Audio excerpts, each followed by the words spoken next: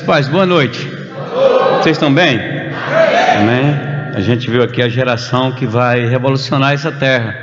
Amém? Os filhos dos nossos filhos vão revolucionar essa terra e graças a Deus pelo departamento de criança, agradecer o pastor César, Fernanda, Jefferson, Morgana, que são os líderes, eles supervisionam eles, e as tias, né, do departamento, a você pai, né, que encoraja seu filho, traz seu filho mesmo para esse lugar, onde Deus certamente vai trazer coisas poderosas em favor da vida deles e da sua família, assim como foi na minha família. Criei todos os meus filhos debaixo dessa direção, não me arrependo. Minha vida, minha casa, minha família é uma grande bênção por causa do Evangelho do Senhor Jesus, amém? Nós temos um aviso aqui que é importante também, Josneto vai estar passando para você, amém? Amém. Depois disso tudo, hein? Boa noite! Aleluia! Você está bem? Glória a Deus! Cadê as mulheres da nossa igreja? Cadê as mulheres das outras igrejas?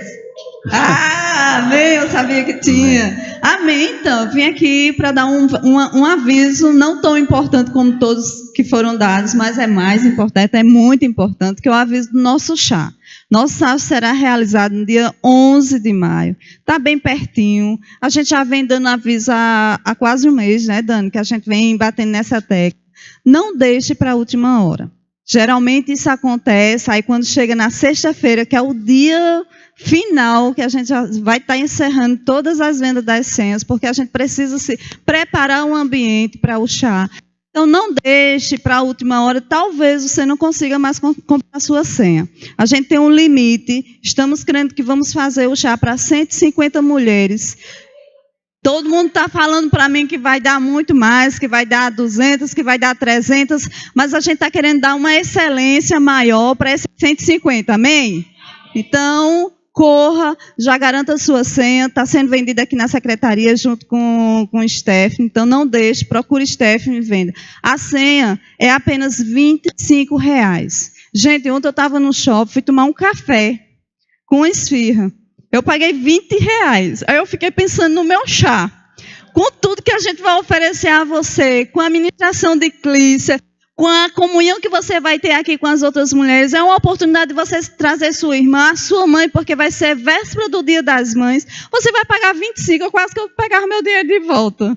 Depois que eu paguei os R$20. Então é uma oportunidade de você estar aqui, vai tomar um chá, vai tomar um café, vai tomar um suco, vai ter de tudo. Amém? Então, não perca tempo, invista R$25, vai ser bênção. Amém?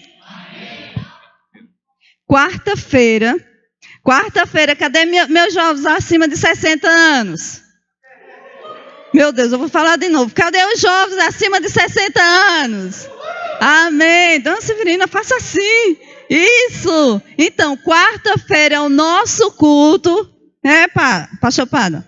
Quarta-feira é o nosso culto.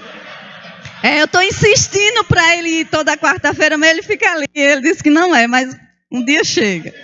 Quarta-feira é o nosso culto, começa a partir de 3 horas da tarde. A gente tem esse trabalho com as pessoas da terceira idade, está sendo bênção. Eu estou vendo que daqui uns dias a sala não vai suportar, a gente vem para aqui para a nave. Então venha, convide, traga outras pessoas. Tem tanta gente na quarta-feira à tarde em casa assistindo novela. Aqui você vai assistir uma novela de Deus. Então procure aquela pessoa que está em casa, vá lá, traz sua vizinha, venha junto com ela, traga abraçadinhas. Olha, e outra coisa, se não puder vir, avisa que a gente vai buscar. Amém? Eu me comprometo com vocês. Olha, tem uma irmãzinha que não está podendo andar, a gente vai buscar. Tá certo? Então, quarta-feira, 3 horas da tarde, a gente está aqui na sala dos adolescentes com você, eu e o pastor Pá.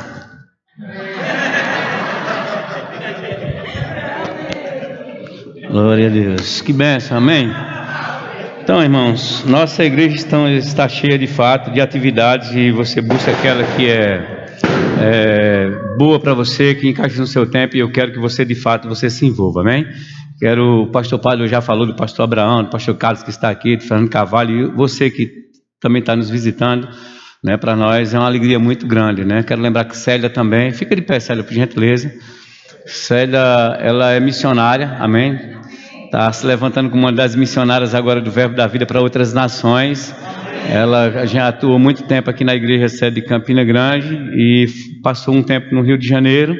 voltou agora novamente para mais um período aqui em Campina Grande, está atuando no ministério, e ela está se levantando agora para Moçambique. Na verdade, o ministério está levantando ela e enviando ela para Moçambique para dar continuidade ao trabalho de Jorge e Erenice lá, eles, na verdade, juntos com eles lá, Erenice, né, o nome dela, com Jorge e Erenice, e vai ser um grande trabalho. A nossa igreja está adotando ela como uma das missionárias desse tempo, amém? Nós vamos ter outros missionários, vai ser uma grande bênção. Ela está só aguardando o visto. Na hora que esse visto sair, a gente vai estar trazendo ela aqui para a gente fazer uma apresentação, uma despedida também, e acolhendo ela como uma missionária da nossa igreja daqui, da igreja de José Pinheiro. Vai ser da igreja sede, mas a gente está tendo, eu vou estar conversando com o Juliano, com o pessoal da Secretaria de Missões, para a gente estar acolhendo ela como uma das nossas missionárias no campo daqui, para a gente ter essa responsabilidade de acompanhar, de orar, de investir, amém? E de crer naquilo que Deus vai fazer através da vida dela. Em outro lugar, dá uma salva de palmas para a Célia, ela merece, né? Graças a Deus. Também tem que estar aqui com a gente, é Hugo. O Guinho, amém, que ele é o coordenador do departamento, né, de eventos do Ministério Verbo da Vida, está com a esposa Juliana. Ele aqui é irmão do apóstolo Guto, é o Hugo Emery, né, um grande amigo meu, atua lá na sede também, com um grande trabalho, também está fazendo visita para a gente hoje à noite. Obrigado, viu, por ter vindo para cá, mas Ju, grande bênção ter vocês aqui, amém? Salve de palmas para eles também, por favor. Amém? Graças a Deus. Então, irmãos, vamos usufruir daquilo que Deus tem. Já estamos usufruindo da palavra dele, né, para nós nesse tempo. Mas tem uma ministração hoje que veio ao meu coração e eu quero compartilhar esse tempo com você. Amém? Você está pronto? Então eu queria que você acolhesse essa mensagem no coração, ficasse realmente atento, né? Deixa teu coração pronto, como eu costumo falar, como o agricultor prepara a terra para receber a semente. Então deixa teu coração pronto, amém? Deus vai estar comunicando alguma coisa para mim e para você nessa noite. E eu creio que vão ser informações importantes, advindas dos céus para nossas vidas. Eu vou estar falando um pouquinho a respeito da Páscoa, pegando carona nesse período que nós estamos comemorando, onde alguns estudiosos ou a religião dizem que é o período em que se comemora mesmo aí a Páscoa, a passagem, e a gente precisa entender mais um pouco a respeito disso. Deixa Deus comunicar algo no nosso coração. Eu só peço que nós tenhamos o zelo, né, de cada vez mais entendermos a mensagem de Cristo para os nossos dias atuais, se nós quisermos viver mais, melhor e de forma que agrade a Ele, amém? Eu já ministrei aqui uma vez eu ministrei com cuidado, mas a cada dia eu vejo esse comportamento no meio da igreja e precisamos vigiar sobre isso. Nós temos tratado Cristo como nosso coleguinha, o nosso amiguinho de todos os dias, sem o devido respeito à excelência, por aquilo que é poder em nós, que é o evangelho dele, o que ele significa para nós. E temos às vezes, né, tratado a ideia, o projeto de Deus de igreja, a respeito de sermos cristãos, muitas vezes de uma forma mais leviana, mais vulgar, mais de qualquer jeito. E nós queremos apresentar à sociedade, nós como igreja, apresentarmos um evangelho sério, um evangelho de compromisso. Não queremos um evangelho de todo jeito. Entende isso, irmãos?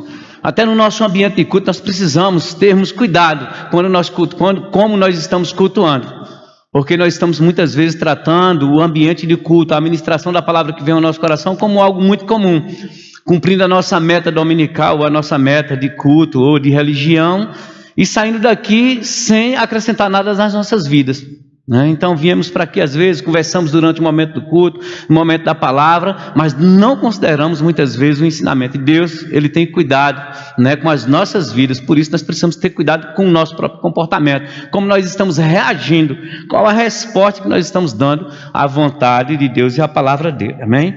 Então eu vou estar pregando um pouco hoje à noite, trazendo para você. Eu queria que você acolhesse isso com muito zelo, com muito cuidado, trazendo também uma explanação a respeito do plano de salvação, porque a gente tem pessoas dentro da igreja.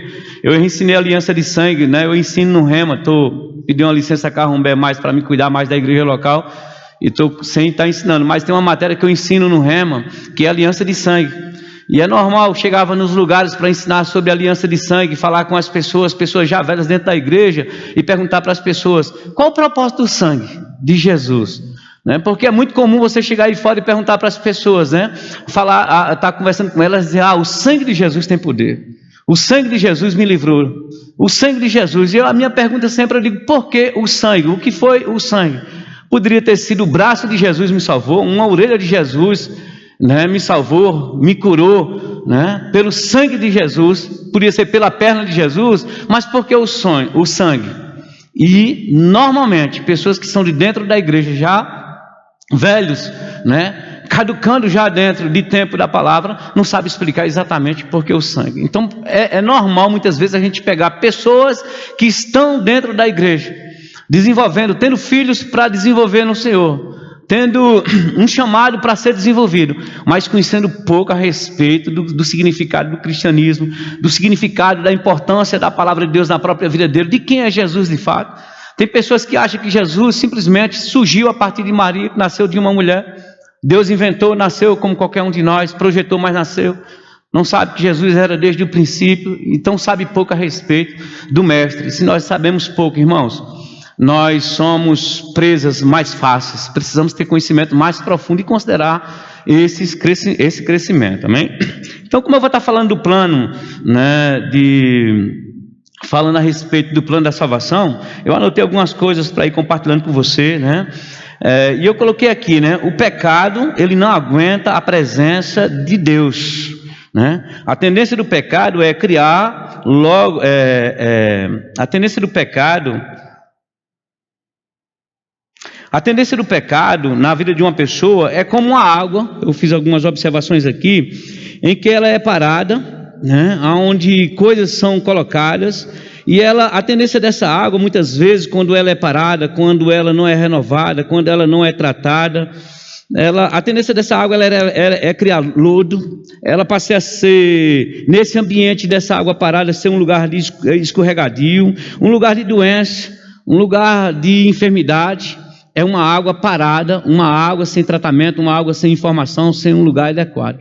Está assim muitas vezes a vida de pessoas, né? Por quê? Pessoas, você conhece a conduta do pecado, quando houve uma separação lá atrás, e por causa do pecado as pessoas estão cheias de soberbas, elas estão arrogantes no mundo, mas essa tendência, muitas vezes elas têm pendido para dentro da igreja, e uma soberba, uma arrogância tem seguido a vida de pessoas, até para você tratar um novo modelo de igreja hoje está sendo difícil para os ministros e para a igreja, e nós precisamos atentar para isso. Eu vou estar falando sobre esse risco, essa água parada, essa água não tratada, essa vida que foi colocada em Deus, mas que muitos de nós desprezamos o próprio caminhar com Deus de uma forma mais autêntica, ou seja, estamos mesmo no meio da igreja, estamos vivendo uma vida mais leviana, né? Criando lodo em algumas áreas, né? Sendo um lugar de escorregadio, um lugar sem a presença de Deus, um lugar sem um zelo, sem um cuidado pelas coisas de Deus. E eu fui pensando, né, em Gênesis 3, eu queria que você pudesse já abrir na Bíblia lá comigo, a gente tem muita coisa para falar hoje à noite. Eu queria que você abrisse Gênesis 3, no capítulo 3, por gentileza.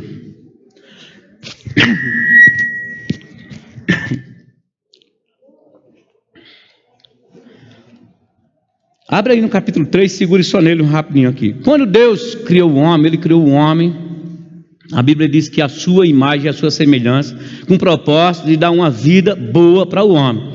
E a Bíblia diz que Ele criou um jardim, era a primeira casa do homem, encheu de coisas abundantes lá. A Bíblia diz que Ele automaticamente chegou para o homem e disse: olha, tem alimento suficiente para você, de toda a árvore do jardim vocês podem comer livremente.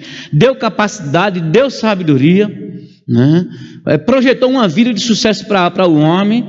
Mas você sabe que no meio dessa história toda houve uma queda, e eu estou falando uma parte do pecado para a gente entender porque Jesus entrou nessa história, quem é Jesus para nós hoje, que Ele representa. Entrou pecado na vida do homem, e no Gênesis 3, no capítulo 3, no verso 8, diz assim, já falando a respeito desse homem que criou, que caiu, diz assim: quando ouviram, ou seja, estava o homem e a mulher, quando ouviram a voz do Senhor Deus, que andava no jardim pela viração do dia, esconderam-se da presença do Senhor Deus, o homem e sua mulher, por entre as árvores do jardim.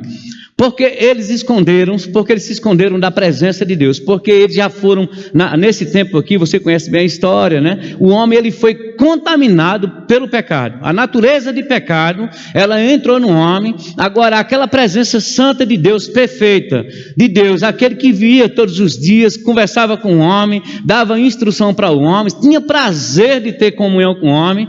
Agora, quando essa presença se aproxima, que vem, né, para a visitação cotidiana, normal daquele tempo, aquele homem, quando percebe essa presença de Deus, a Bíblia diz que ele se esconde da presença de Deus, pelo poder santo, sagrado, por tudo aquilo que Deus representava, pelo seu grande amor. Agora, o pecado, ele não consegue mais ficar na presença da luz. O pecado agora, ele quer se distanciar da verdade. É como uma pessoa, quando ela está, a Bíblia diz, quando ela está em pecado, né, nós chamamos aqueles que se afastam do Evangelho, ela fica ausente, ela não tem prazer, né, inclusive ela começa a se afastar do plano, da direção de Deus, ela começa a se afastar de coisas, ela fica, é perceptível quando você vê as pessoas, quando elas começam a entrar em pecado, porque elas começam a resistir, vem soberba, vem orgulho sobre a vida dessas pessoas, e logo elas não acolhem a direção de Deus e nem gostam de estarem na presença de Deus, sempre fugindo ou se escondendo da verdade, porque a presença de Deus é luz, e a luz revela toda a natureza de morte, a luz revela o pecado, e por isso que o pecado nunca vai estar nessa presença. O que acontece? Deus, esse homem, ele agora é um homem caído. Deus, né, decide, né, deseja levantar esse homem, restaurar a vida desse homem, e aí começa a entrada sobre Jesus, sobre aquilo que nós vamos estar falando, trazendo responsabilidade para nós hoje a respeito desse assunto. É nesse mesmo capítulo de Gênesis 3:15, quando Deus descobre, né, porque nesse contexto eu vou pulando, tem muito assunto para nós. Quando Deus descobre, não, quando o homem comunica para Deus o que ele fez, porque Deus já sabia. Quando o homem comunica para Deus, Deus diz assim para a serpente no capítulo 3:15: porém, inimizade entre ti e a mulher, entre ti e a mulher, entre a tua descendência e o seu descendente. Este te ferirá a cabeça, e tu lhe ferirás o calcanhar. Então, nesse momento, quando o homem comunica a Deus a queda, o homem chega, a mulher que você me deu, você conhece todo esse contexto dessa história, quando comunica para a mulher, para Deus, né, o que ele fez, como ele caiu, como ele pecou, o que aconteceu.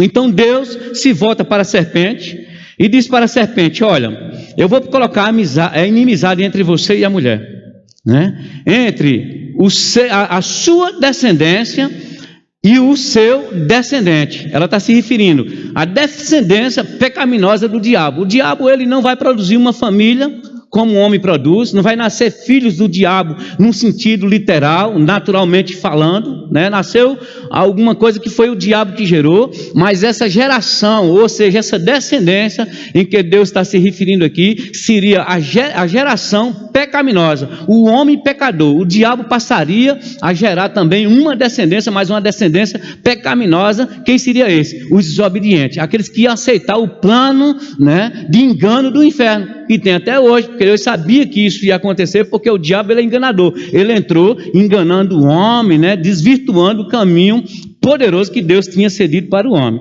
E ela diz: entre a sua descendência o seu descendente. Quando ela diz o seu descendente, ela está falando exatamente a respeito de Jesus. Deus está falando exatamente a respeito de Jesus, a primeira vez que Deus se refere a Jesus. Ele não fala de Jesus, o nome especificamente de Jesus, mas nós sabemos que aqui ele está falando a respeito daquele que viria por meio da mulher.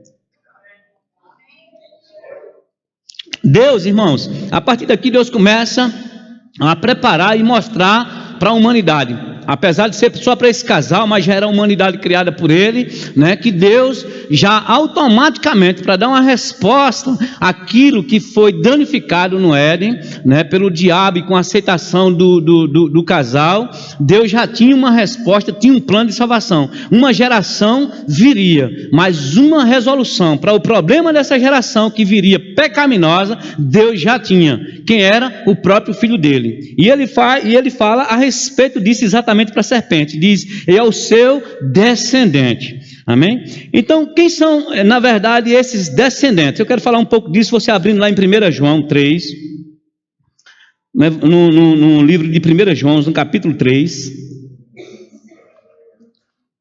Vamos falar a respeito um pouco desses descendentes.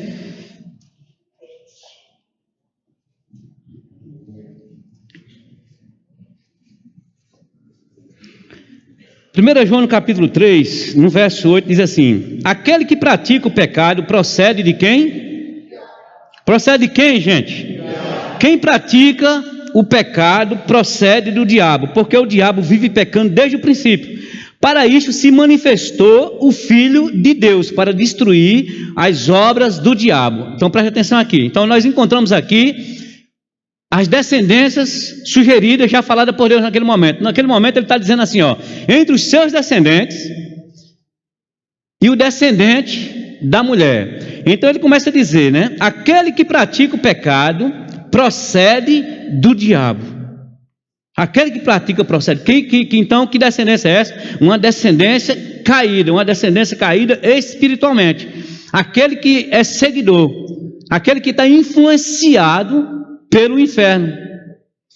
Aquele que pratica, né, o pecado, esse procede do diabo, porque o diabo vive pecando desde o princípio. Para isto, então ele começa a falar, para isto se manifestou quem? O Filho de Deus, para destruir as obras do diabo. Todo aquele que é nascido de Deus, presta atenção, então todo aquele que é nascido de Deus, eu e você, quando é esse nascido de Deus, nesse sentido aqui? Nascido por meio de Jesus Cristo. O novo nascimento, aquele tempo que você entendeu, né, que Jesus Cristo é o seu Senhor e que você aceita Ele como Senhor e aquele transformador da sua vida, então isso mudou a sua vida, então você passa a ser um nascido de Deus. Então ele diz assim, todo aquele que é nascido de Deus não vive na prática do pecado, pois o que permanece nele é a divina semente. Essa semente vem de Deus, é a divina semente. Ora, esse não pode viver pecando, porque é nascido de Deus. Nisto são manifestos os filhos de Deus e os filhos do diabo. Amém? Então, a partir de Jesus, uma nova descendência, uma nova geração dos filhos de Deus. Ele diz, nisto é manifesto quem são os filhos de Deus e os filhos do diabo. Por onde é que está essa manifestação? Pela vida de pecado. Quando eu e você, nós nascemos de novo, gente, a natureza de pecado deixou de habitar dentro de você, ela já não vive mais você. Pastor, eu já sei desse beabá, já passei pelo rema, sei dessa história, mas nós precisamos polir essa verdade dentro de nós, para que se levante temor no meio da igreja, porque nós nos acostumamos com essa vida de crente e parece que isso virou para nós o conto da carochinha muitas vezes. Então ele disse, nisso se manifesta os filhos, as diferenças aqui, quem é filho de Deus e quem é filho do diabo. Quem vive pecando está servindo ao diabo. Quem é filho de Deus serve a Deus numa vida de retidão e de obediência. Precisamos entender isso. Então a natureza pecaminosa, quando você nasceu de novo, quando você aceitou Jesus, quando você entendeu isso, essa verdade, quando você não buscou uma religião, mas buscou uma verdade em Jesus Cristo, né, pelo seu Espírito perfeito e sublime, quando você buscou essa verdade, eu e você, nós nascemos de novo. Nós agora temos o nosso Espírito, o Espírito do homem, que se comunica com o Espírito de Deus, que liga-se a Deus. Esse Espírito foi recriado de verdade, de fato. Algo poderoso aconteceu naquele dia, irmãos.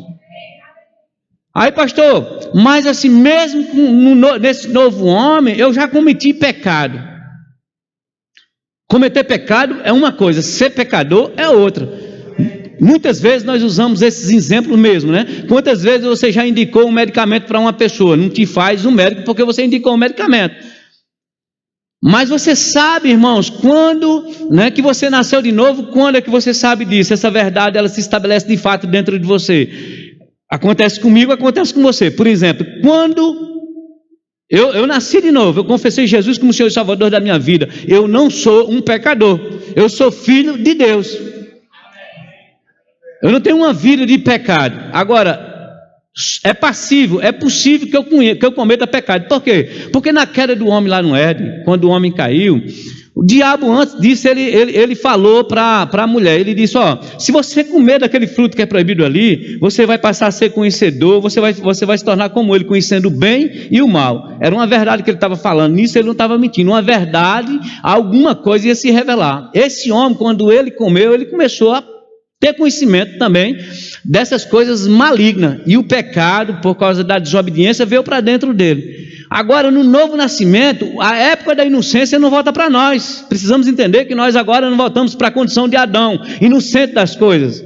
O que foi revelado pelo pecado já está dentro de nós. Isso é uma verdade. Então nós sabemos, quando nós nascemos de novo, nós deixamos de ser pecador, porque a natureza de pecado que foi colocada dentro da gente, né, em aceitar Jesus, essa natureza foi arrancada de dentro da gente, e agora nós estamos livres para servir a Ele. E você encontra prazer em fazer as coisas de Deus que te dá prazer. Por isso que quando as pessoas nascem de novo, logo elas querem vir para a igreja, querem se envolver com alguma coisa, porque um prazer existe. Por quê? Porque na medida que ela vai servindo a Deus, há uma aceitação no espírito dela, há uma concordância, há um repouso das coisas de Deus no espírito dessa pessoa. Agora, o homem pecador, essas coisas elas não ficam lá. A natureza de Deus ela não fica lá, ela não se apregna lá, mas o pecado, porque lá tem um depósito, tem alguma coisa lá nele, né? A natureza pecaminosa está lá, que acolhe o pecado de forma natural, de forma comum. Agora, quando eu e você nascemos de novo, quando o pecado vem e a gente peca por uma queda, alguma situação, a gente cai, né, e peca, não quer dizer que nós nos tornamos pecadores, somos filhos do diabo porque nós pecamos, mas se nós nascemos de novo, a prova maior dessa verdade é porque aquilo começa a nos incomodar. Ou seja, porque as prateleiras espirituais que nós temos dentro de nós já não é mais para servir ao pecado. Então, quando a gente pega aquele pecado que a gente coloca naquela prateleira, fica como algo, eu já falei disso aqui, é como você tem uma prateleira na sua casa que você estabeleceu para botar um tipo de coisa lá, que você chega, coloca outro tipo, de outra natureza, e aquilo não bate de jeito nenhum, fica incomodando. Quem chega acha que aquilo está errado, acha que aquilo não está certo, você percebe.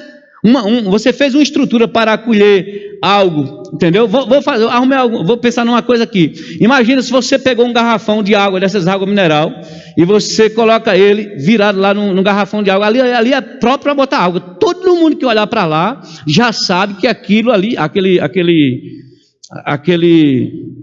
o gelágua lá, com aquele garrafão lá, você sabe que aquilo é exatamente de água, não é verdade? Agora, se você chegar lá na minha casa e tiver um garrafão, um troço daquele cheio de farinha, vai ser estranho para você ou não? Vai ficar estranho, você vai ficar inquieto, você vai perceber, alguma coisa está errada aí. Você vai ficar inquieto até um momento você tentar descobrir, me perguntar, cara, que negócio louco é isso? Esse negócio tem farinha nesse negócio, esse negócio não é um garrafão, isso não é um gelo água, porque tem farinha virada nesse negócio ali. Por quê? A mesma coisa é o seguinte, aquilo não bate, aquilo é feio, aquilo se ignora, aquilo não está certo. Né? Então é uma coisa que vai incomodar. O pecado é exatamente assim, quando ele está num santo, num filho de Deus, ele incomoda, ele é diferente. Quem vê por perto diz, rapaz, isso está errado, esse negócio, alguma coisa está errada com esse negócio, queria saber porque esse troço está aí. Isso não foi feito para ser assim, você não foi feito para pecar mais, amém? O que tem dentro de você, né, a estrutura que está dentro de você é para receber a direção de Deus, a palavra de Deus, o genuíno amor de Deus, né, a orientação dele. Então soberba não pode mais atuar ali, resistência não pode mais atuar ali, é para atuar o amor de Deus. Então quando você coloca pecado em você, nessas prateleiras, você mesmo fica incomodado, rapaz, isso não dá certo, alguma coisa. Então enquanto você não tira aquilo de lá, aquilo vai te causar problema, e vai chegar uma hora, se você não for rápido, pessoas vão chegar e vão perceber que aquilo está em você. Então o homem cai, a natureza de pecado, né? Uma vez que o homem é restaurado, a natureza de pecado ela sai do homem, então isso não pode mais continuar. Então agora não dá mais para viver pecando. Agora, porque nós somos santos e vamos pecar, e se cairmos em pecado, e dar continuidade a viver uma vida de pecado, principalmente se for consciente, né? Por uma escolha mesmo, certamente nós vamos responder, porque agora nós somos conhecedores da verdade. E não tem mais o tempo da inocência, nós somos conhecedores da verdade, e isso vai ser aplicado a nós, amém? Então, eu queria que você só abrisse em Gênesis, não sei se você ainda está lá, Gênesis 4, Ou voltar para lá que você estava lá em João. Gênesis 4, no verso 6.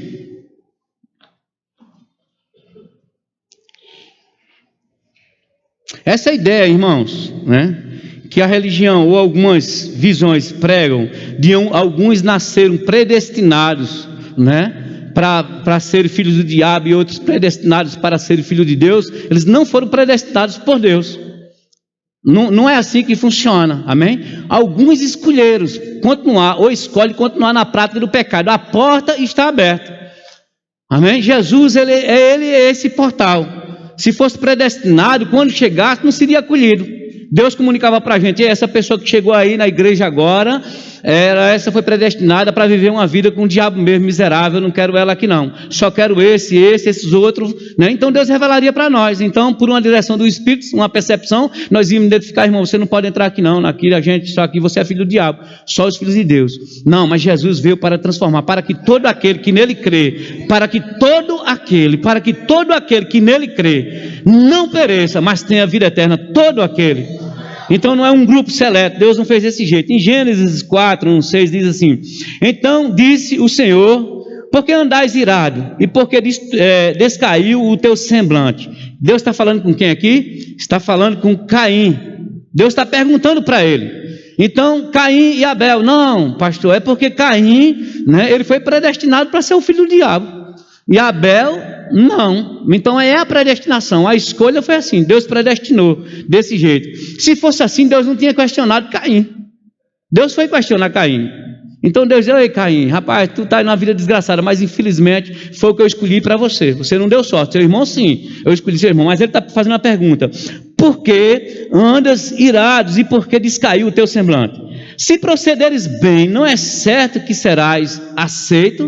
Ou seja, então a decisão está no homem criado. A escolha é do homem. É se você proceder bem, se você escolher da forma certa, conforme Deus instruiu por meio de sua palavra e através dos homens que ele levantou para isso. Se você escolher decidir bem, se você proceder bem, não é certo que serás aceito.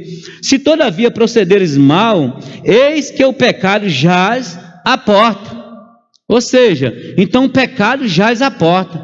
A Bíblia diz que o diabo fica ao nosso derredor, sugerindo coisas. O pecado estava lá próximo de Eva, ele surgiu, mas Eva negou princípios, né? Não toque, não faça isso, não ceda. Mas ela gastou tempo ouvindo uma sugestão de pecado, uma sugestão de contrariar a vontade de Deus. E soberba, orgulho, altivez veio e se impregnou naquela pessoa. Primeiro, uma das primeiras sinais, né, das pessoas começarem a andar em pecado é porque elas começam a ficar resistentes às orientações, questionando uma coisa, questionando outra, né, começando a se esconder por detrás dos ramos, dos matos, querendo fugir da luz, questionando alguma coisa e querendo se justificar, né? Então ele diz: se você proceder bem, é certo que você vai ser aceito, né? Na continuidade ele diz assim: se todavia procederes mal, eis que o pecado jaz à porta, o seu desejo será contra ti, mas cabe a você. Então ele não foi predestinado, era uma decisão, a oportunidade ainda estava sendo dada. Rapaz, você errou, você cometeu, eu ainda te aceito, eu quero que você fique pronto, se levante, cabe a você dominar esse mal, cabe a você resistir a isso. Então a natureza de pecado veio, né, e Caim aceitou aquele caminho. A Bíblia afirma que nesse mundo, irmãos, por exemplo, vaso de honra e vaso de desonra. Você conhece isso, né, lá no livro de Timóteo, né, falando a respeito disso. Diz que tem ovelhas e tem cabrito, diz que tem joio e que tem trigo, né? Essas são as afirmações. E como nós lemos naquele texto ali, os filhos de Deus e os filhos do diabo. Então, por escolha, não é por uma escolha de Deus, não foi da parte de Deus. Deus não quis desse jeito. Deus enviou seu Filho Jesus Cristo. Ele falou, nós lemos lá no início a respeito do descendente, aquele que pisaria a cabeça da serpente. Isso se cumpriu, amém? Gênesis 15, deu mais um pulinho para frente, no verso 13. Abra lá em Gênesis 15.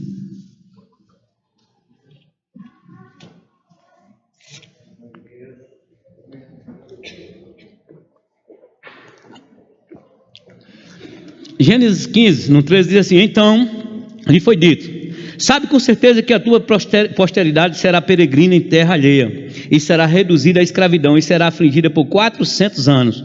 Mas também eu julgarei a gente que tem de se sujeitar-se, e depois sairão com grande riqueza. Vamos falando a respeito da queda do homem. Quem é aqui? Aqui Deus está falando com Abraão. Ele está fazendo uma promessa a respeito da geração. Nós já estamos numa aliança, na aliança abraâmica aqui, e ele diz: olha, Abraão, essa geração, ela vai ser, peregrina em terra estranha, vai ser escravizada por aproximadamente 430 anos, mas ela vai voltar cheia de riquezas. Ou seja, Deus começa a preparar o seu povo, para um futuro daquilo que eles teriam. Ele está apontando, para Jesus, o Messias, a promessa que viria para se cumprir. Em Hebreus, no capítulo 12 de Hebreus, nós já conhecemos toda a história. Eu não vou navegar por esse caminho, todo, como as coisas aconteceram. Então os descendentes de Abraão foram até chegar em José, e José foi vendido para os egípcios, e depois de José nós já sabemos que nasceu Moisés, e aquela geração já vinha. Chega o tempo de Deus resgatar, cumprir a promessa que ele se referiu, que ele fez a Abraão a respeito de resgatar uma geração toda, tirando do poder da escravidão de Faraó. Em Êxodo 12 acontece exatamente isso que está sendo celebrado nesse período. Deus decide tirar o povo dele do Egito, ou seja, Egito, lugar de escravidão. O que representa para nós esse lugar de escravidão está nas mãos de Faraó.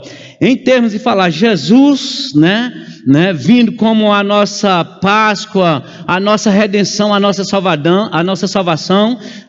Salvação de quê? Exatamente do pecado, dessa queda do Éden, que peregrinou por anos, por mais de 400 anos, esse homem ainda caído, que estava vivendo aqui, ou agonizava em alguns momentos por causa das alianças que Deus fazia.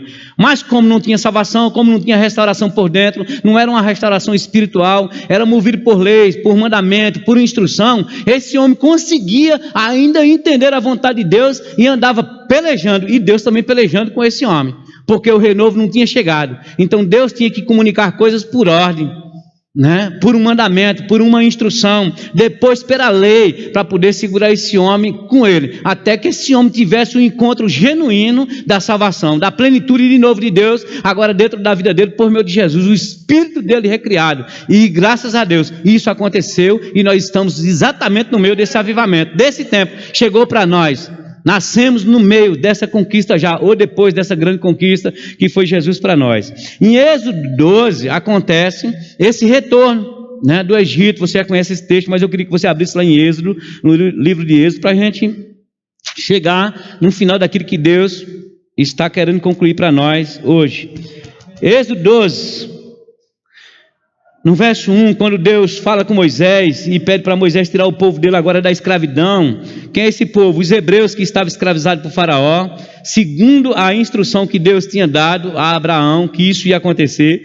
Em Êxodo 12, no capítulo 1, diz assim: disse o Senhor a Moisés e a Arão na terra do Egito. Êxodo 12, 1. Este mês vos será o princípio dos meses, será o primeiro mês do ano.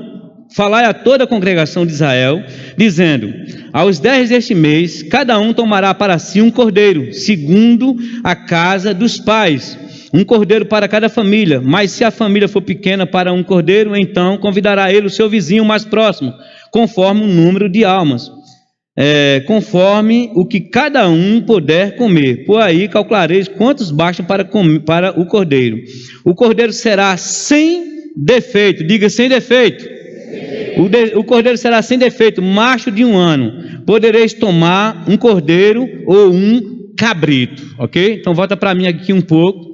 Aí vai se cumprir a Páscoa. A Páscoa quer dizer, passagem, transição, saindo de um modelo para outro. Representa também a passagem de Deus, exatamente aqui quando ele começa a ordenar a respeito dessa saída, quando ele ordena que esse cordeiro seja morto, e ele diz que esse cordeiro deveria ser um cordeiro perfeito. Esse cordeiro é o descendente, não é uma descendência, não está falando, ele falou no plural, como diz em Gálatas. Ele diz: esse cordeiro que Deus está se referindo é o descendente. Quem é o descendente? Jesus, Na verdade, esse cordeiro aqui era um cordeiro de fato, era um animal, assim como depois ficou estabelecido na lei que esse ritual ele acontecesse. Esse cordeiro seria apresentado, né, naquela noite, e depois foi feito nos rituais, né, do tabernáculo por muito tempo. Esse cordeiro era uma alegoria daquilo que viria, da promessa de Deus que se cumpriria nas nossas vidas. Jesus, o Cordeiro de Deus. Pessoas escutam falar a respeito do Cordeiro de Deus, mas não imaginam. Muita gente, quando fala a respeito de Jesus e alguém faz essa referência, Jesus é o Cordeiro de Deus, as pessoas pensam, porque ele é manso. Simplesmente só porque ele é manso. Porque não vamos tratar ele como outro animal, mas assim, porque era um cordeiro, talvez seja bonitinho, talvez seja fácil de manusear. Não, né? A gente precisa entender que isso era simbolicamente, nesse início, tratava-se de uma simbologia, mas o Cordeiro de Deus, Jesus, era porque estava representado naquele início por um cordeiro, um animal. Aquele animal, simbolicamente, no início, quando o homem cai, Deus precisa recuperar, né, essa humanidade para ele, trazer de volta, né, o melhor da sua criação, a perfeição da sua criação. Você pode chegar, irmãos, encontrar um lugar maravilhoso. Às vezes pessoas tiram fotos de natureza, colocam coisas lá preciosas, a gente vê vídeo, vê coisas lindas, documentários, mas tudo aquilo que você acha perfeito, que acha bonito na criação de Deus, Deus ainda considera você mais perfeito e mais bonito. Você é mais importante que qualquer uma dessas coisas que Ele criou, inclusive do universo.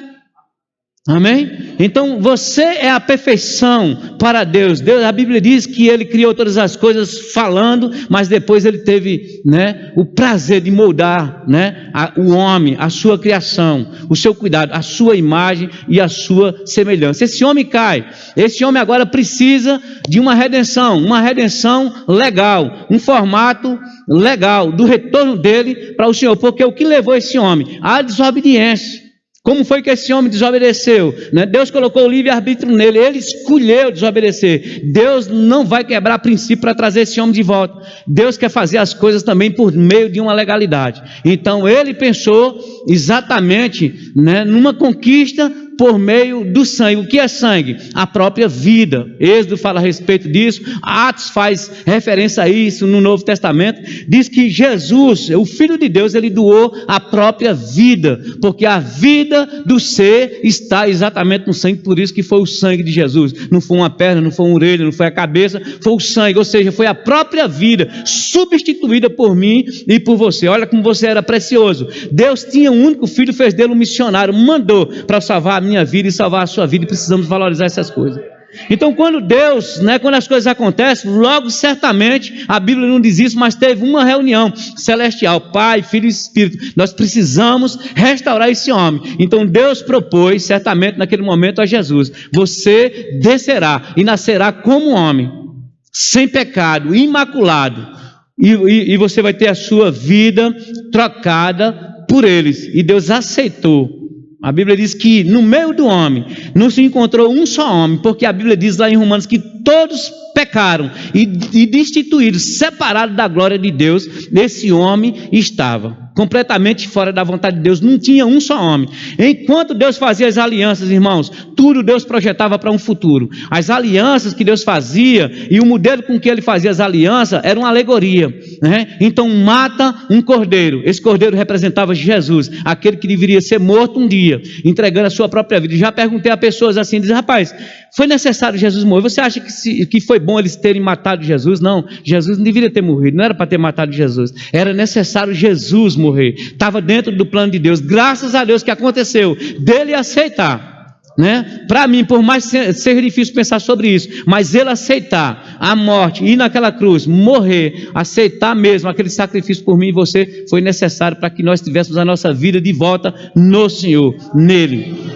Então a Bíblia diz que todos pecaram, então não tinha mais um. Então era necessário que um homem sem pecado, esse viesse para trocar a sua vida em prol dos pecadores. Mas quem seria? Senão o Filho do próprio Deus, sem pecado, imaculado. E esse aceitou o desafio. O animal tirava o pecado. Pastor, o animal não tirava os pecados, eles não ofereciam em sacrifício. Aqui, né, ele diz que esse animal deveria ser morto, né, que era a Páscoa. o sangue seria passado nos umbrais das portas, porque naquele dia Deus estava liberando, né, uma permissão para que o anjo da morte, para que o diabo, ele tinha uma permissão de passar sobre o Egito. Não era Deus tirando a própria vida diretamente. Deus não é matador, Deus não é assassino. A Bíblia diz que Deus é amor, amém? Ele é perfeito, e não numa permissão de Deus, né? Naquela noite, ele disse: quando a morte vier, ela vai passar sobre o Egito, mas na casa em que o sangue do cordeiro estiver marcado lá, essa família não vai ser tocada. Mas nas outras casas no Egito, aonde não tivesse o sangue daquele animal, né, principalmente dos egípcios, o primogênito daquela família morreria. Então todos os israelitas fizeram exatamente como Deus ordenou. Então foi morto o cordeiro. Esse cordeiro não poderia ter defeito. Isso apontava exatamente para Jesus, aquele que nos salvaria, porque se ele fosse contaminado, se Jesus tivesse se contaminado com o pecado, eu e você, nós não teríamos salvação. A Bíblia diz que mesmo, né, em meio a uma geração perdida, diz que em tudo ele foi tentado. Falando a respeito de Jesus. Imagina, Jesus em tudo ele foi tentado, irmãos, mas ele não cedeu ao pecado, para que prevalecesse a vontade de Deus e se concretizasse o sonho de Deus de me restaurar, de te restaurar, de trazer você de volta para Deus e você viver eternamente com ele. Amém? Então, a Páscoa é exatamente isso. Aconteceu que naquela noite aqueles umbrais daquelas portas estavam lá com aquele sangue do cordeiro, apontava para Jesus. Era uma alegoria dos bens futuros, como a Bíblia diz, de um futuro.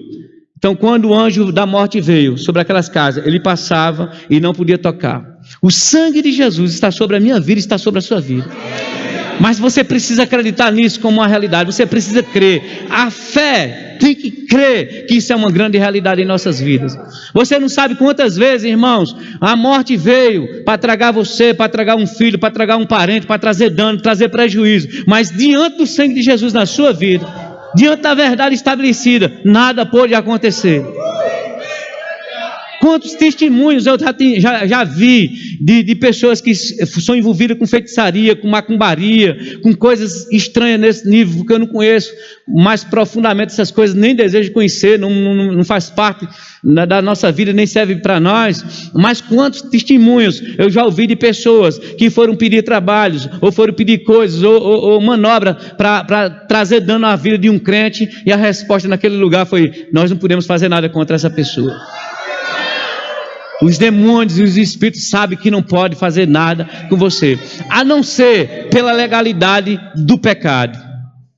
Mas se a natureza de Deus habita dentro de mim, dentro de você, quando o pecado chega, irmãos, logo ele fica ilegal, e nós somos avisados. Nós somos indesculpáveis de dizer: eu não sabia. Nós sabemos, porque aquilo é um elemento estranho nas nossas prateleiras espirituais. Porque a sua prateleira espiritual é para guardar amor, benevolência, segurança, oração, fidelidade a Deus, resposta, integridade, adoração, santidade, consagração, sabe? Essas são as prateleiras. Dá certo, você coloca lá e é bem recebido. Mas quando nós colocamos coisas estranhas nessas prateleiras, nós somos comunicados.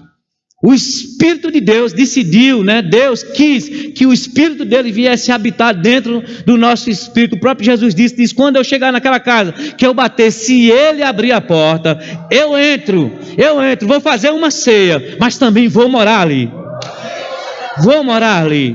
Então, qualquer coisa ilegal nos incomoda, e incomoda Deus, porque a santidade, o Espírito dele está lá. Enquanto a gente, quando a gente percebe que alguma coisa está estranha nessa prateleira, sabe, a gente precisa ir lá e deslocar aquilo imediatamente. A Bíblia diz que a gente tem um advogado para nos ajudar nessas coisas. Senhor, me arrependo porque eu coloquei essas informações num lugar que não poderia estar. Isso aqui poderia contaminar outros princípios, outras coisas que estavam na prateleira. É como aquela história do saco de laranja. Você põe um saco de laranja, aí se você colocar uma podre dentro, a podre vai apodrecer as demais. Imediatamente você tem que tirar aquela podre, sacar. Tem alguma coisa na nossa vida, irmãos, que pode contaminar outras áreas das nossas vidas. Imediatamente a gente já pode sacar novamente. E o diabo fica sem chance.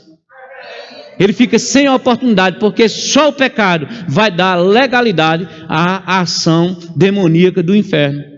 Ou seja, o pecado, a aceitação, Mas foi assim no Éden? Foi. Quando Eva desobedeceu e aceitou e disse, eu quero, automaticamente ela entrou no estado de desobediência. Ela negou uma verdade de Deus e aceitou uma outra proposta. E isso contaminou a vida dela. Agora o cordeiro é sem defeito. Amém? O cordeiro é sem defeito. João, né, lá no Evangelho de João, você não precisa abrir, no capítulo 1:29, quando o apóstolo João, ele se refere a isso, ele diz assim, que ele veio preparar, né, por uma instrução, ele veio preparar os caminhos do Senhor. A Bíblia diz que quando ele está com os discípulos dele, que ele, quando ele vê Jesus se aproximando, ele diz para os discípulos dele, esse ali, olha lá, gente, vamos imaginar que ele chegou e disse, pessoal, presta atenção aqui, ó, com os discípulos dele, olha quem vem ali, quem é, Senhor, aquele rapaz, aquele pessoal ali, esse ali é o Cordeiro de Deus.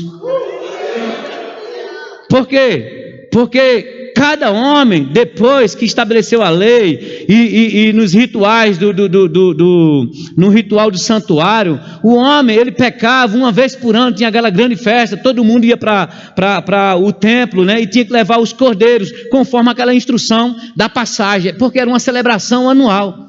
Essa celebração deu continuidade, então todos os anos se celebrava por uma instrução, por um mandamento, estava dentro da lei. Deus disse, faça isso a partir de agora. Quando as crianças, quando seus filhos começaram a trazer isso como uma tradição, quando eles começaram a não entender isso, e já faz pelo ritual, sabe, passa isso a limpo, chama de novo, cita todo mundo, ensina seus filhos o que significa isso. Diga, foi Deus que livrou os nossos pais, instruiu isso, irmãos.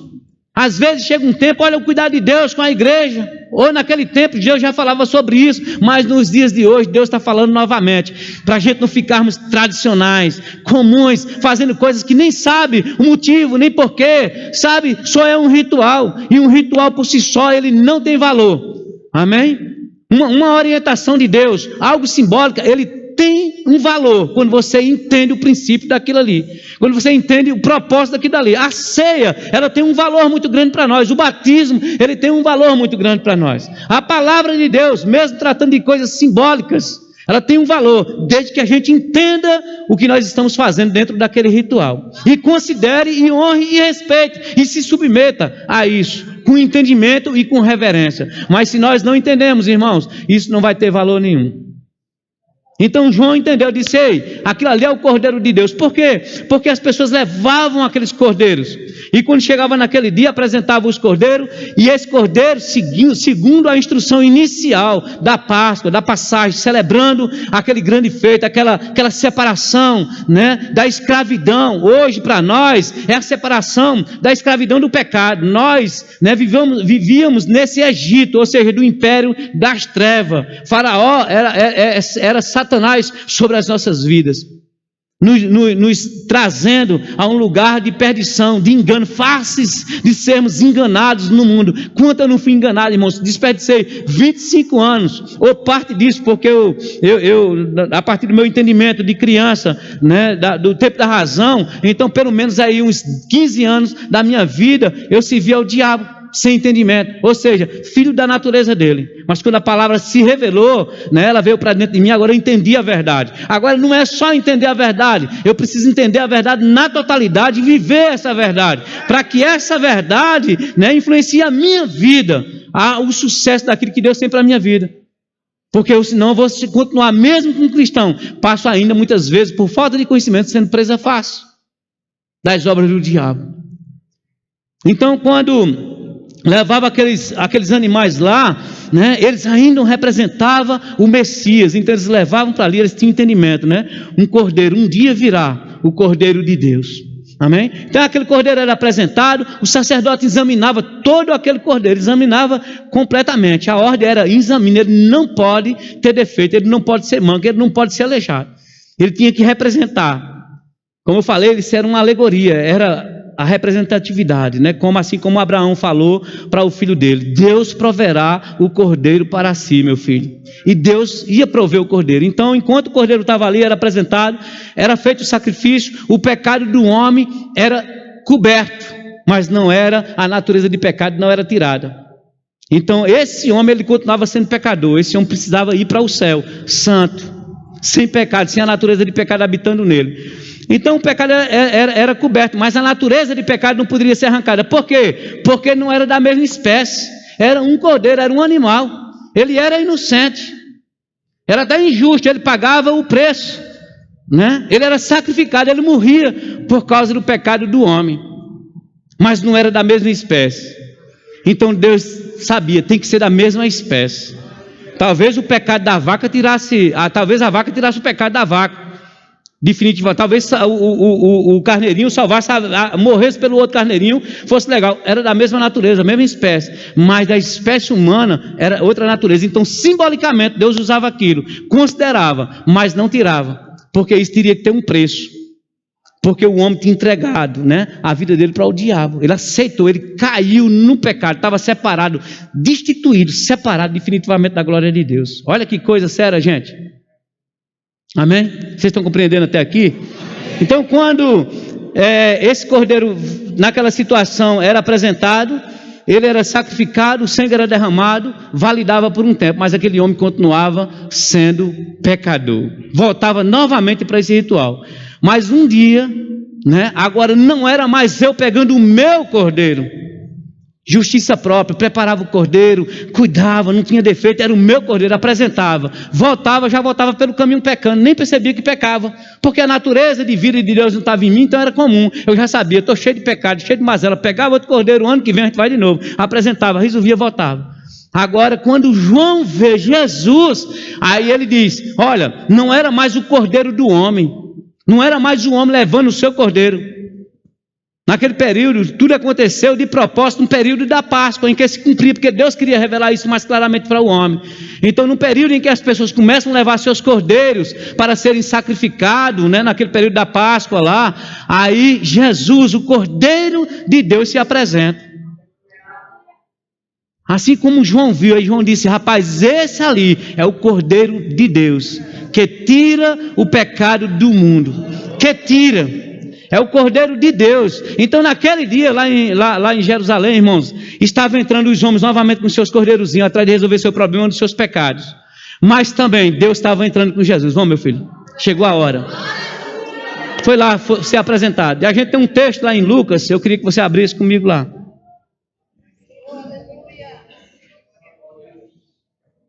Aleluia.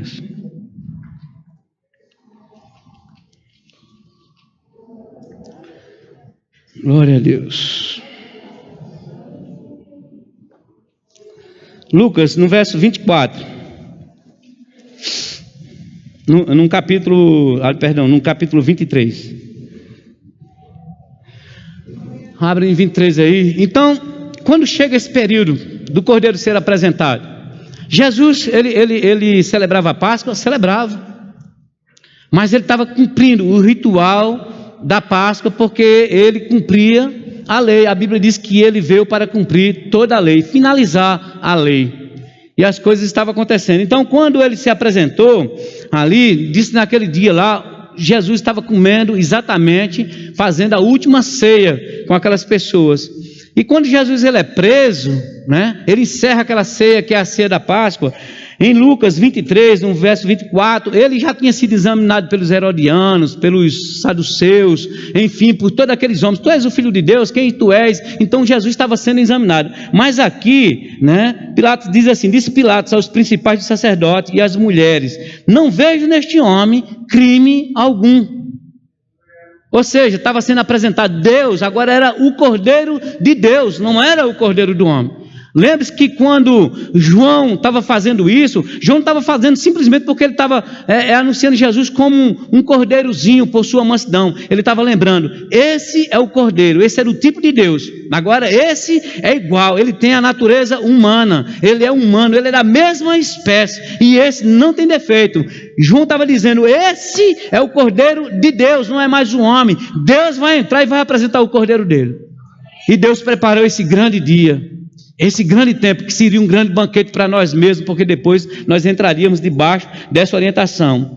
No verso 13 diz assim, então reunindo Pilatos, no capítulo 23, 13, então reunindo Pilatos, os principais dos sacerdotes, as autoridades, então quem estava lá, os principais sacerdotes, as autoridades e o povo, estava todo mundo junto, e disse-lhe: apresentaste-me este homem como agitador do povo, mas tendo-o interrogado na sua presença, nada verifiquei contra ele, dos crimes de quais os acusais, nem tampouco Herodes, pois nulo tornou a enviar. Pois, claro, que nada contra ele se verificou digno de morte. O que é que estava acontecendo aqui? Exame. Jesus foi Herodes, Pilatos, ele disse: Herodes examinou esse homem, me devolveu. Ou seja, esse cordeiro não tem defeito. Esse cordeiro é o cordeiro perfeito.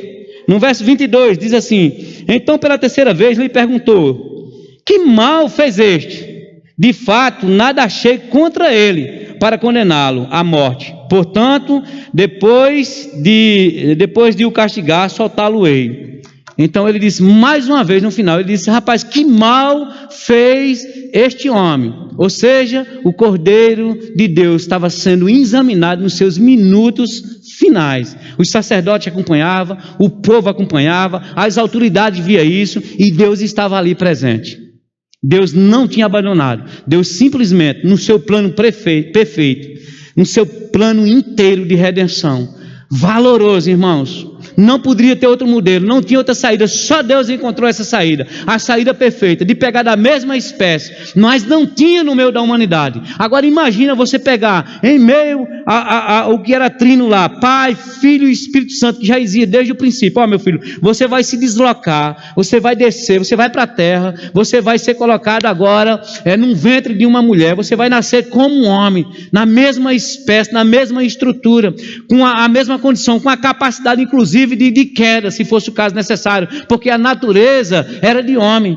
Ele podia tropeçar, a Bíblia diz que ele foi tentado, mas ele rejeitou o pecado. Ele não aceitou, ele aceitou, ser fiel, cumprir até o fim. Olha que plano perfeito, você extrair, pegar um Deus e o transformar em homem, ficar na mesma condição do homem natural, andando, comendo, vivendo coisas, sentindo desejo de coisas, sofrendo, tendo paixão, sentimento. E naquele dia, aquele homem, ele entra naquele lugar porque Deus o estava levando. Isaías faz uma narração 700 anos antes disso acontecer. Imagina você, 700 anos não é 700 meses, não é 700 dias. Irmão, o Brasil, depois de descoberto, tem 500 anos, já aconteceu tudo isso no Brasil. Imagina, 500 mais 200 anos, Isaías fala perfeito a respeito de Jesus. Perfeito, do mesmo jeito que as coisas aconteceram, parece que ele estava no futuro de Jesus, copiando o que estava acontecendo. E como uma ovelha muda foi levado ao matador e ele não abriu a sua boca. Chegou uma hora que Jesus calou, se cumprindo, o Cordeiro de Deus, manso, estava lá, trocando a vida dele. Foi fácil? Não, irmãos. Jesus tinha sentimento de homem. Ele era um homem, ele era um Deus encarnado como um homem. Sentimento de homem. Chegou um momento que era tão difícil para Jesus aceitar esse pecado da humanidade perversa que está aí fora, o meu pecado que castigou o meu rei naquela cruz, o meu pecado colocou ele lá. Como não posso ter gratidão por isso? Quando eu o crucifiquei, o meu pecado, a minha decisão de pecado levou ele para lá. Isso foi tão difícil para Jesus, irmãos, que Jesus ainda propôs a Deus, aos 47 do segundo tempo, terminando, perto do apito, ele disse: Senhor, se for possível, meu Pai, ou seja, não tem um plano B não, está difícil demais, eu não fiz nada disso, eu não cometi nenhum erro, nenhum pecado, amo esse povo, estou no meio deles, está sendo bom, está até gostando dessa vida, é uma vida sem pecado, de instrução, de ser mestre, de ensinar, de ajudá-los, de ver tudo. Imagina assim, estou parafraseando, não está nesse contexto lá. Imagina Deus, ele perguntando para Deus: Pai, não tem um outro plano não, uma outra saída, na perfeição genuína da Trindade, será que não tinha algo diferente? E certamente Deus deu aquilo com um silêncio, como quem diz assim: filho, a gente já determinou que vai ser desse jeito. Um jovem, 33 anos, aceitou. disse, não tem, todavia, né, não tem um plano B? Se for possível, afaste de mim. Isso está difícil demais. Mas em meio àquele sofrimento, enquanto os discípulos dormiam, depois de vários pedidos, gente, desperta, igreja ora, mas a igreja desde sempre, ainda dormindo. Se for possível, passe de mim esse cálice. Todavia, seja como nós combinamos, seja feita a sua vontade, conforme o contrato, conforme o aceita, e ali ele parte, e ali o cordeiro começa a ser examinado. Quando não tem mais jeito, diz, rapaz, eu não vejo crime algum nesse homem. E quando diz que eu não vejo crime algum, mais na frente um pouquinho, alguém já está gritando, crucifica-o então, ou seja, mata. O cordeiro não tem defeito? A ordem era do sacerdote, não tem defeito. O que é que se faz com um cordeiro sem defeito? Sacrifica, mata. Mataram o Filho de Deus por causa do pecado da humanidade, por causa do meu pecado e do seu pecado. Esse sacrifício, irmãos, tem que ser, né? Depois Isaías começa a dizer que depois ele viu, né? Assim, animado, né? O trabalho penoso das mãos dele. Ele viu, e eu e você, como nós vemos o trabalho penoso das mãos dele. Quando nós resistimos muitas coisas, quando nós ainda pecamos, quando nós sujamos nossas mãos ou nossos pensamentos, muitas vezes com a injustiça nessa terra. Quando nós somos rápidos, ele aceitou. A Bíblia diz que ele deu o Filho. Às vezes, irmãos, a gente não consegue perdoar, alguém fez alguma coisa contra nós e logo a gente reage com aquela pessoa, entra em represália contra aquela pessoa, deixa de ser parceiro, companheiro. Ele é a nossa Páscoa. Paulo falando que recebeu dele, não foi nem que os discípulos chegaram para Paulo e disseram, Paulo, olha como aconteceu a história todinha, aconteceu assim, e naquele dia na ceia ele tomou o cálice. Paulo disse, não, eu vou passar para vocês o que eu recebi do Senhor, o amor que ele tinha. Ele andou com os discípulos participaram daquilo, mas um dia Jesus, quando apareceu para Paulo, Jesus apareceu muito para Paulo e muitas vezes, certamente tem outras narrativas que não estão lá, talvez ele nem tinha contado para Lucas todas, né? Talvez Lucas estava dormindo, ele teve encontro com Jesus, disse que não quis nem conversar com Lucas. Eu creio que teve momentos que ele teve, outras Lucas narra os encontros de Paulo com Jesus. E ele disse, porque eu recebi do Senhor, ou seja, o próprio Jesus narrou as coisas para Paulo de como foi aquela ceia. Aí Paulo começa a falar da instrução da ceia. É algo simbólico, irmãos, mas a gente não está mais valorizando, e tem um poder nesse simbolismo.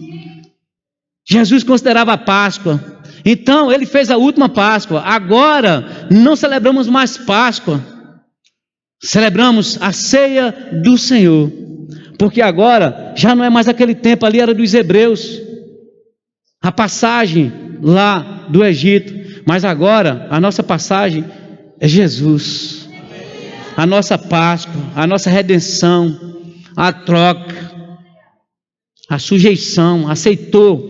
Nele foi toda a carga de pecado da humanidade. Naquela cruz ele gritou, está feito, consumado, concluído a obra.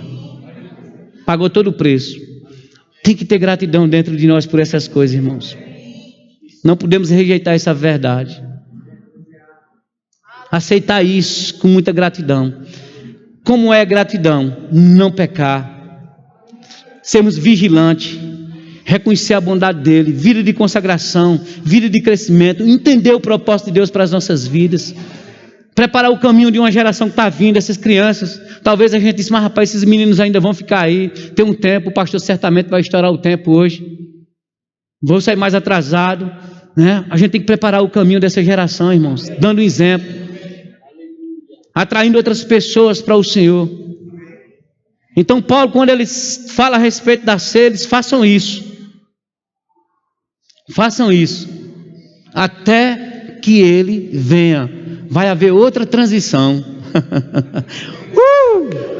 Teve a primeira, saiu do Egito, teve a segunda, né? A transição de Jesus para uma vida plena, agora a natureza dele vindo morar em nós, o novo nascimento, recriando o homem, restabelecendo o homem com Deus novamente, colocando autoridade, né, o nome dele, nos entregando livremente com uma autoridade, carregando o nome dele.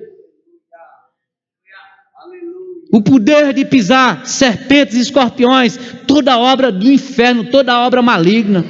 O poder de falar no nome de Jesus com autoridade. E a Bíblia diz que essa resistência com a vontade dele, o diabo foge de nós. Nos libertou de um império de morte, de falta de conhecimento, nos trouxe a verdade, nos continuou a uma vida boa, de aceitar uma vida boa nele. Olha, agora ele disse, ó Paulo, nós vamos fazer nesse modelo aqui, até que ele venha. Eu gosto disso, quando Paulo disse, até que ele venha, porque quando ele vier, já não vai ser desse modelo. Nós vamos estar com ele mesmo, vamos cear com ele, num outro formato, num formato eterno. Meu Deus, criemos então expectativa para isso, irmão, mas com gratidão, com aceitação dessa verdade. Jesus, ele não merece que eu e você pequemos. Ele não merece mais isso de nós, os que nascemos de novo, que tivemos os nossos espíritos recriados. Essas prateleiras que você tem aí, que Deus preparou para você pelo novo homem, pelo novo nascimento, ela não pode suportar aquilo que contraria a vontade de Deus. É injusto, principalmente se essa decisão for uma decisão consciente. Quando a gente sabe e insiste colocando aquilo que não é devido no lugar onde Deus não quer que seja daquele jeito, machucando, ferindo os princípios de santidade, de vida com Deus.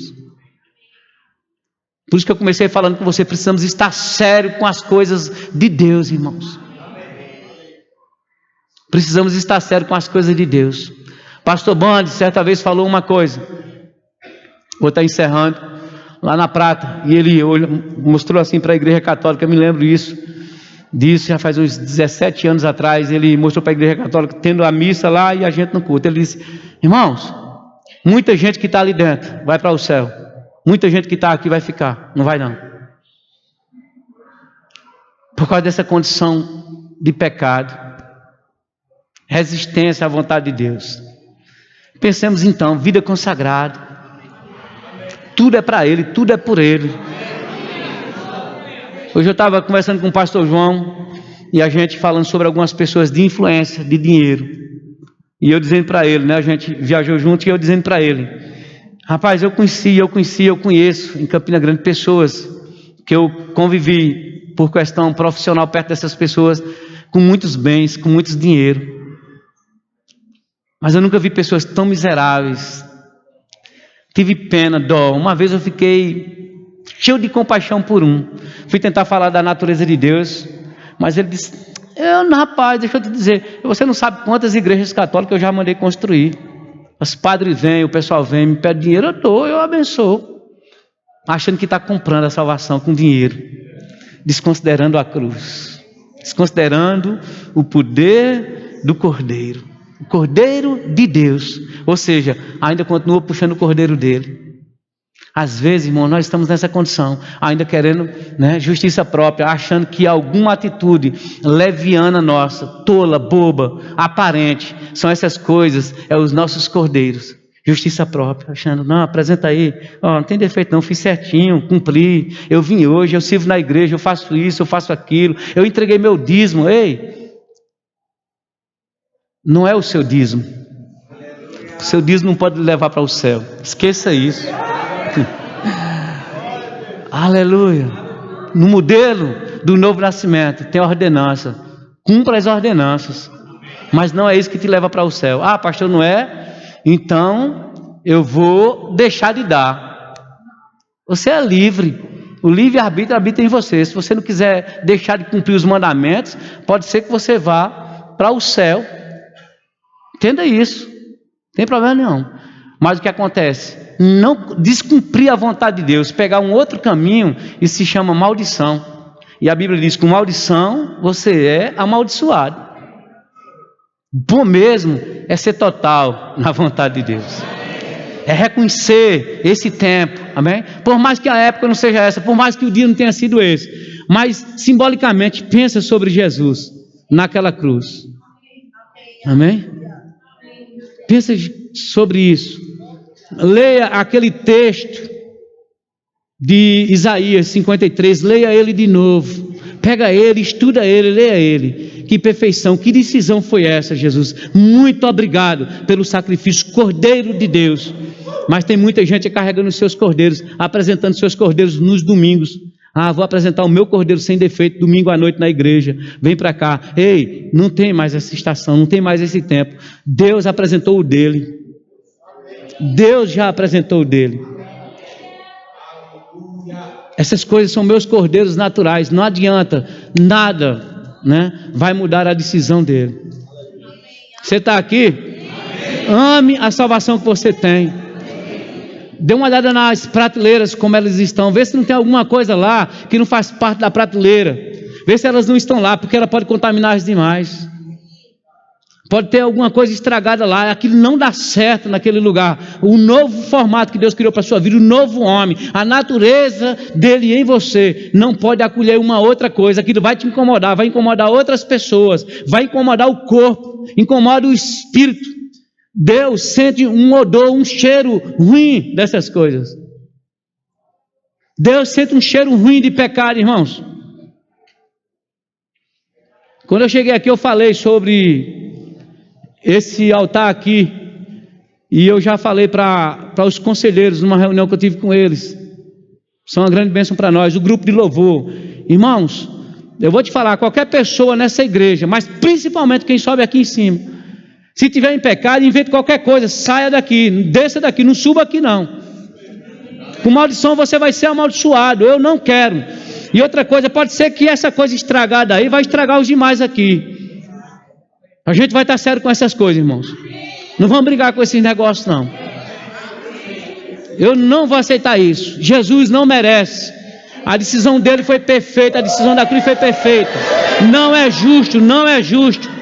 Não é justo que a gente fique tratando Jesus como o nosso coleguinha, que a gente faz de todo jeito, achando que ele está no meio rindo. Não, não é assim. Aleluia.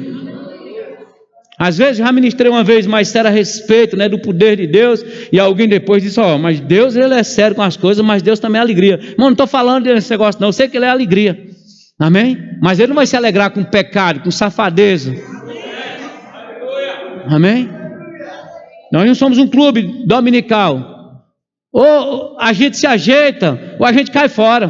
Talvez tenha uma outra igreja que aceita essas coisas aí. Eu não sei. Aqui eu não vou aceitar não, irmãos. Eu não vou aceitar meus filhos, minha casa, porque num dia que eu começar a entrar em perturbação, eu vou ter que sair daqui também para não danificar a sua vida. Eu não aceito isso. Deus, Ele é um Deus justo, perfeito em todas as coisas. Não vamos caminhar de todo jeito aqui não. De jeito nenhum. Se souber, irmão, nós vamos conversar. Não aceito. Não compactue com o pecado alheio. Se souber, não é entrega não, pode vir falar comigo. Pode chamar um dos pastores e conversar com eles. Pastor, e pode. O apóstolo Paulo, quando ele foi escrever para os Coríntios, ele disse, porque eu fiquei sabendo por alguns, que lá em Coríntios, então alguém foi conversar e ele ouviu. Se souber de alguma coisa, agora não venha fazer uma coisa injusta, venha trazer, amém, com uma instrução justa, com provas de que aquilo está acontecendo. Agora não fique sabendo, porque senão você vai ser compactuante desse engano também. Amém? Aleluia. Glória a Deus. Deus é bom. Deus é bom. Deus é bom. Ele nos deu o cordeiro, ele entregou o seu filho, ele mesmo trouxe o cordeiro de Deus, que tira o pecado do mundo. Deus é bom. Vamos viver um grande tempo nessa igreja, irmãos, mas em justiça, em santidade. Queremos que essa igreja cresça, mas por um caminho de santidade. Amém? A bondade de Deus, os milagres, as coisas acontecendo aqui, atraindo o pecador para que ele deixe de ser filho do diabo, para que ele tenha uma aliança com Deus. Nisso conhecereis os que servem e os que não servem. Um dia vai se ver a diferença. Amém? Seja sério com as coisas de Deus, não brinque com ela. Amém? Não brinque com o pecado. Sérgio Pessoa falou uma coisa, eu já falei isso aqui, vou estar encerrando, me perdoe um pouquinho, passou uns minutinhos a mais ali. Sérgio Pessoa falou uma coisa num culto, e aquilo me trouxe um temor muito grande, no JPN de uns 3 anos atrás, 2015. E ele disse, naquele momento, quando ele falou aqui daquele evento, isso eu escuto, eu lembro ele falando, ele disse, irmão, nunca deixe uma prova nas mãos do diabo. Nunca deixe. Se você deixou alguma prova nas mãos do diabo, ou está lá na mão dele, eu te convido, vá arrancar isso, vá lá, tome, tire isso, resolva a sua vida com Deus, não deixa lá, não deixa lá, nunca deixe uma prova nas mãos do diabo, porque o diabo vai tirar proveito disso, e vai tentar danificar as nossas vidas. Irmãos, essas prateleiras não comportam mais essas coisas. Essas prateleiras é para acolher a vontade de Deus, a glória de Deus, o poder de Deus, a graça de Deus, o Filho de Deus, Jesus, a verdadeira Páscoa, a nossa transição da morte para a vida. Ele é essa Páscoa, a transição da morte para a vida, império de morte para o império de vida. Que glória, que bênção, irmãos, que bênção. Aleluia, aleluia, glória a Deus. A Ele toda honra, toda glória e todo louvor para todos sempre. A Ele toda honra, a Ele toda glória, a Ele todo louvor para todos sempre, para todos sempre, para todos sempre, para todos sempre. Aleluia, aleluia, glória a Deus. Amém. Que bênção. Tem alguém que está no nosso meio, que você veio nos visitar, ou você acompanhou alguém. Eu queria que os conselheiros se posicionassem. E você está aqui no nosso meio, e você quer se tornar um verdadeiro, um genuíno filho de Deus, aceitando, convidando Jesus para morar na sua vida. Eu queria orar por você. Eu queria que você não saísse daqui nessa dúvida, sabe? Eu queria que você saísse debaixo desse poder de convicção do que Ele é, da decisão dEle, validando o que Ele fez por você. Você não foi escolhido para ser um fracassado, um miserável. Você foi escolhido para ser um filho de Deus, participante da natureza dele e de todos os bens daquilo que ele tem para a sua vida.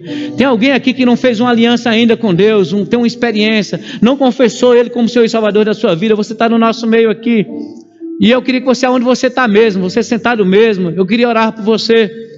Eu queria que você se manifestasse de onde você está mesmo. Se você está aqui e não tomou essa decisão por Jesus, levanta a sua mão para mim ver sua mão.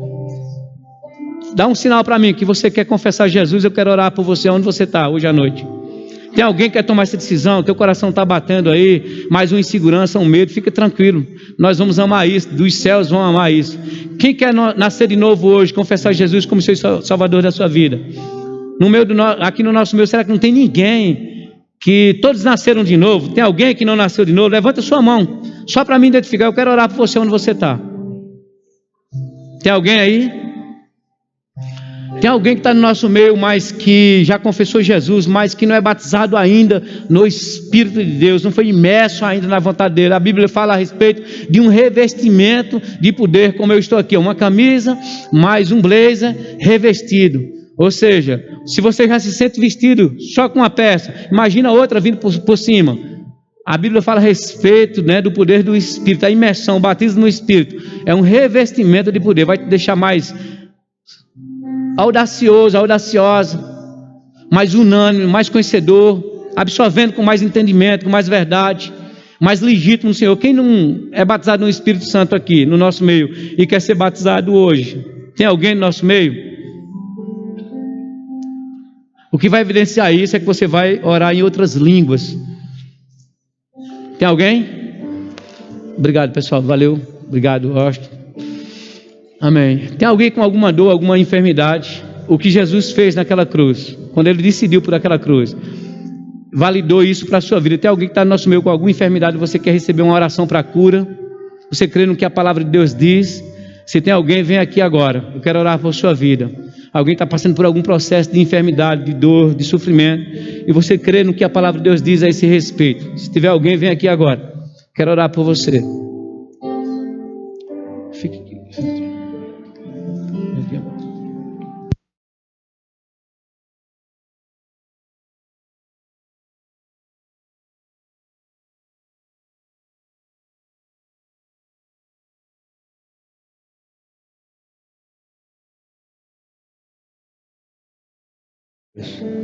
Aleluia. Ela vai passar por uma cirurgia, amém?